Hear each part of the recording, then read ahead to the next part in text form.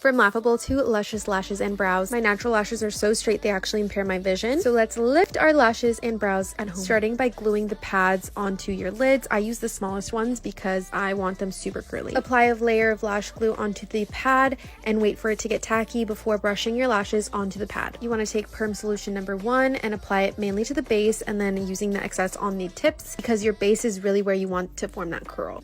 For your brows, you don't need to apply glue as suggested in the instructions. You just need to put in perm solution 1, wrap it up. I process for 45, but you do what you think is best for your lashes. And if you think that's gonna make my lashes fall off, tell that to my gorgeous lashes. When solution 1 is done, I peel everything off, wipe it off, and apply perm solution number 2 and let that sit for another 45 minutes. I do this once every 4 weeks. I use lash serum, so the results are extra delicious. My lashes grow super fast, so I see a lot of straight lashes if I wait any longer than that. To finish off, I just wipe off all the solution, brush everything out, and I avoid water for 24 hours. And voila, that is how I go.